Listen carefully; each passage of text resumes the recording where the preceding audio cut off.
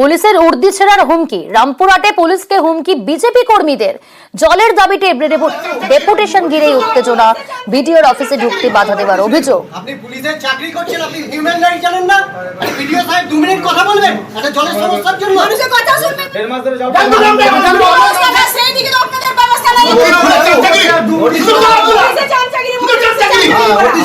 আপনি পুলিশের চাকরি করছেন, আপনি হিউম্যান রাইট জানেন না?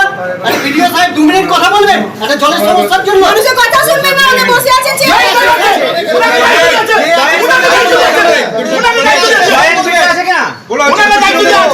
ওনার সঙ্গে কথা বলে আসছি। আপনি কি আমার এখানে দায়িত্ব আছে। অক্ষয় রয়েছে টেলিফোন লাইনে, অক্ষয় রয়েছে টেলিফোন লাইনে প্রতিনিধি। অক্ষয়, পুলিশকে এইভাবে হুমকি দেওয়া যায়, সেখানে উর্দি ছেড়ার হুমকি? দেখো, তোমাকে বলে রাখি, রামপুরহাট থানার যে নারায়ণপুর গ্রাম পঞ্চায়েতের খড়িদাঁড়া গ্রামের একটি আদিবাসী যে পাড়া, সেখানে লোকসভা নির্বাচনের ফলাফল ঘোষণা হওয়ার পর থেকেই কিন্তু পানীয় জল বন্ধ করে দেওয়া হয়েছে, তেমনটাই অভিযোগ করছে বিজেপি। এবং সেই ঘটনাকে সামনে রেখে আজকে রামপুরহাট 1 নম্বর ব্লকের বিডিওর কাছে একটা ডেপুটেশন জমা দিতে আছে বিজেপি নেতৃত্ব, এবং নেতৃত্বে ছিলেন দুধুম বিজেপির জেলা সভাপতি ধ্রুব সাহা। এবং যখন বিডিওর ঘরে তারা প্রবেশ করতে যায়, সেই সময় একজন পুলিশ কর্মী যে ডিউটিতে ছিলেন তিনি তাদেরকে ঢুকতে দেন না, এমনটাই অভিযোগ। এবং পুলিশ কর্মীর তরফ থেকে বলা হয় কিন্তু 2 মিনিট কথা বলে জেনে নিতে। তারপরে ঘটনায় জড়িয়ে পড়েন বিজেপির জেলা সভাপতি এবং বিজেপি কর্মীরা, এবং সরাসরি জেলা সভাপতির উপস্থিতিতে বিজেপি কর্মীরা পুলিশকে একদম উর্দি খুলে নেওয়ার হুমকিও দেন, এবং তারপর বর্ষায় জড়িয়ে পড়েন পুলিশ কর্মীর সাথে। এবং যদিও এই বিষয়ে বিজেপি জেলা সভাপতির সাথে কথা বলে তিনি স্বীকারও করেন বিষয়টি, এবং তিনি অভিযোগ করেন যে বিজেপি ওই এলাকায় যে জল বন্ধ করে দেওয়া হয়েছে এবং পুলিশ স্বতন্ত্রভাবে কাজ করছে। এবং তৃণমূলের তরফ থেকে দাবি করা হয়েছে ওই এলাকায় পানীয় জলের যে লেয়ার, সেই লেয়ার কমে গেছে, সেই কারণে পানীয় জলের সংকট হচ্ছে। বিজেপি অযথা এটা নিয়ে রাজনীতি করছে, তেমনটাই তৃণমূল নেতৃত্ব দাবি করছে। ধন্যবাদ। গ্রামের প্রান্তিক হতদরিদ্র শিডিউল ট্রাইব পরিবারের মানুষের জন্য জলের জন্য এসছি এখানে। ভোট দিয়েছে ওই গ্রামে, বিজেপি জিতেছে, লিড করেছে, সেই জন্য তৃণমূল কংগ্রেস ওখানে জল দিচ্ছে না। যেহেতু বিডিও সাহেব নাই, জয়েন্ট সাহেব ম্যাডাম বললেন যে আমি সবার সঙ্গে কথা বলে নিশ্চিতভাবে বিহিত ব্যবস্থা করব। একজন পুলিশের সাব ইন্সপেক্টর তিনি ঠিক করবেন কতক্ষণ জেলা বিজেপির সভাপতি প্রশাসনিক আধিকারিকের সঙ্গে কথা বলবে, এটা ঠিক করতে পারেন উনি? তো উর্দি পরে যদি তৃণমূলের দালালি করে তো ঝান্ডা ধরার লেগে তো বলা হবেই। আমরা 3 দিন টাইম দিয়ে গেলাম, যদি আদিবাসী মানুষের স্বার্থে জলের ব্যবস্থা না হয় আমরা এখানে লাগাতার অবস্থান বিক্ষোভের ব্যবস্থা করব। জলের সমস্যা, আমরা জলের নিয়ে ডেপুটেশন দিতে এসেছি। জল আমাদের আজ থেকে 1 থেকে 1.5 মাস পর্যন্ত থেকে আমরা পাচ্ছি না। হ্যাঁ, মানুষের খুব অসুবিধা। সাঁওতাল পাড়া, যেটা আদিবাসী পাড়াটা, সেখানেই সমস্যা। ওরা গিয়েছিল তাদের কাছে, তোরা বলেছে এখানে তোমরা ভোট আমাদেরকে দাওনি, সেই হিসাবে তোমরা ব্যবস্থা নিজে করে নাও। ওরা ওদের কাছে গিয়েছিল।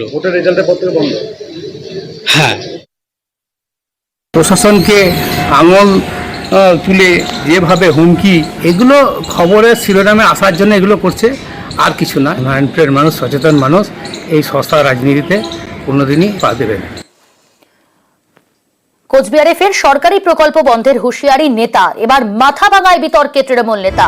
এবার বিতর্কে তৃণমূলের শহর ব্লক সভাপতি বিশ্বজিৎ রায়। যারা বেঈমানি করে তাদেরকে শিক্ষা দিতে হবে। আপনারা বিজেপি করুন, আমাদের কোনো যায় আসে না। আপনারা কংগ্রেস করুন, আমাদের কোনো যায় আসে না।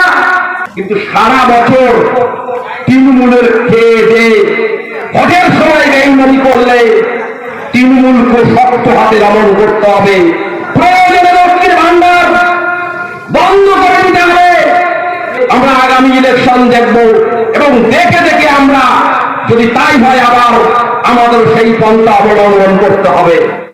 রাজেশ রয়েছে টেলিফোন লাইনে। রাজেশ, কি কারণে এহেন বিতর্কিত মন্তব্য বিশ্বজিৎ রায়ের, এবং তার এই মন্তব্য সামনে আসার পর জেলা তৃণমূল নেতৃত্ব কি জানাচ্ছে?